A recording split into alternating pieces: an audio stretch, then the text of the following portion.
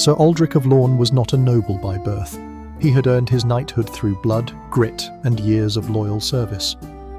But on this particular morning, like many others before it, there were no battles to fight, just the rituals and duties that made up the daily life of a knight in the 13th century. The sun had only just begun to warm the stone walls of the manor when Sir Aldric awoke. Unlike the peasants in the fields, his bed was stuffed with straw and lined with linen, a small luxury afforded to men of his station. He was not a lord, but he held land granted to him in return for military service to his liege lord. That land came with responsibilities, and they began before breakfast. His squire, a boy of about 15, helped him into his garments, simple woolen tunic, hose, and leather boots. Armour was not worn unless necessary. Most mornings he dressed not for war, but for managing his estate and training. Breakfast was plain: bread, cheese, sometimes a bit of dried meat or a poached egg if the cook had them ready. After eating, the first task was the inspection of the estate. A knight, unlike the lords above him, was deeply involved in the running of his lands. He walked the perimeter, checked on the grain stores, spoke with the steward about the seasonal taxes, and noted the condition of the tools used by the villeins who worked his fields. These people, though legally bound to the land, were under his protection. Their well-being reflected his status and income. By mid-morning, Aldric returned to the courtyard to train. A knight was expected to remain combat-ready. Even in times of peace, drills with the sword, lance and mace were part of the routine. Sometimes he practiced on horseback, riding at a full gallop across the tilt-yard, striking straw dummies with his lance. His squire fetched his weapons, helped him into chainmail when needed, and observed closely, learning by doing, just as Aldric once had. Being a knight was not only about war, it was about discipline, service, and honour. And even in the quiet mornings, those values were constantly tested.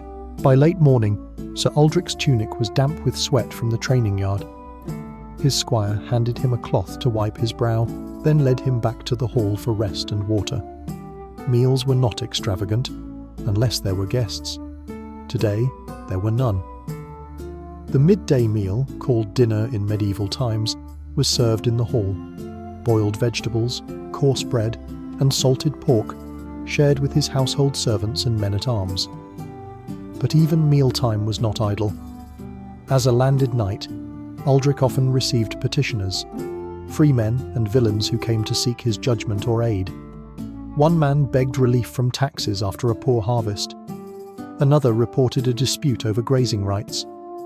A woman pleaded for protection from outlaws said to be lurking near the woods. And so, in the hall of his manor, Aldric sat not just as a warrior, but as judge, landlord, protector. This was the part many didn't understand. A knight's life was not constant glory. More often, it was the weight of responsibility over land, law, and the lives of those who served beneath him. After settling disputes and meeting with his steward, Aldric would often read letters or hear reports.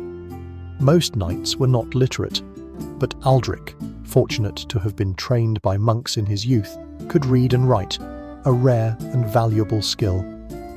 Letters from his liege lord or from the church often demanded attendance at court, donations, or military readiness. On some days, he would ride out, either to patrol the edge of his lands or to visit neighbouring lords. These rides served more than a practical purpose. They maintained the web of loyalty that held the feudal world together. A knight might be called to war at any time, and good relations with nearby knights and lords could mean life or death when the banners were raised. Other afternoons were devoted to overseeing weapon repairs or inspecting the condition of horses in the stables. The warhorse, Destria, was a knight's most prized possession after his sword. Aldric owned 3, one for battle, one for travel, and one for training. The stable boys knew them by name, and Aldric checked each with care. Then came his squire's training. The boy, still clumsy with a blade, was made to run drills in footwork and balance, while Aldric watched and corrected. A knight's legacy was not measured only in deeds, but in the man he trained to take his place. As the sun tilted westward, the duties of the day remained unfinished. Being a knight was never truly restful, but Sir Aldric bore it with a sense of purpose.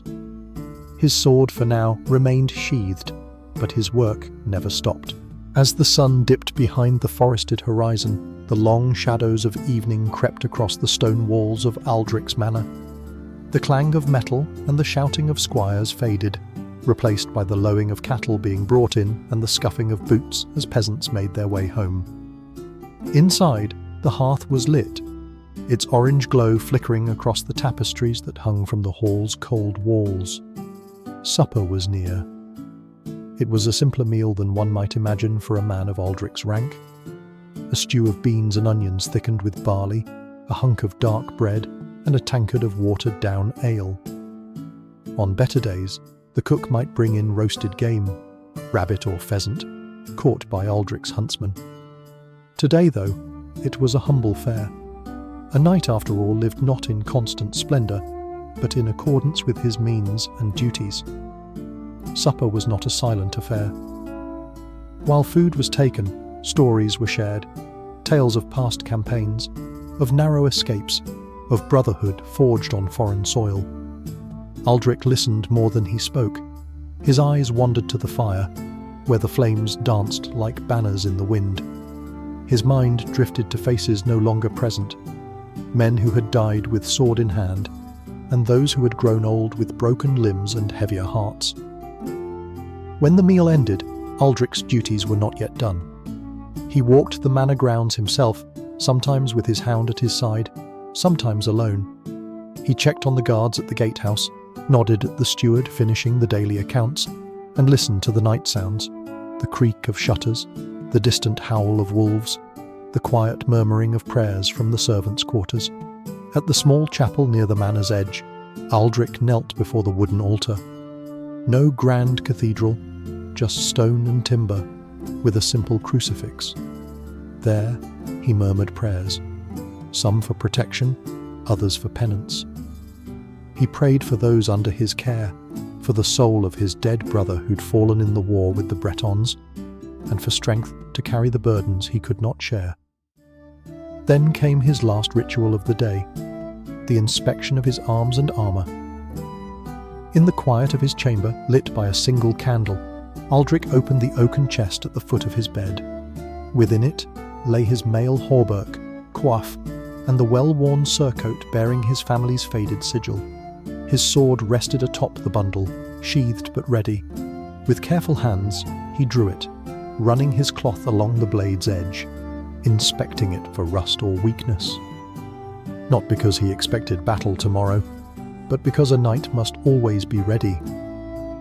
Even as peace reigned across the Shire, no man in his position could afford complacency.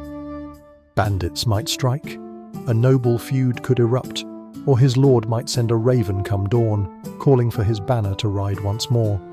And so, each night, Aldric readied his gear, as if war were only a heartbeat away. Once the sword was oiled and the chainmail checked, he allowed himself to remove his belt and sink into bed. But sleep was never quick. The weight of oaths taken, battles fought, and futures uncertain pressed down on him like a second mail coat. Sometimes he dreamt of tournaments and the cheers of a crowd, other times of fire, screams, and the chaos of the battlefield. But always he woke with the sun and rose once more, because that was the life of a knight, not one of glory alone, but of duty, of discipline, of silent sacrifice. And so ended the day of Sir Aldric of Virewood,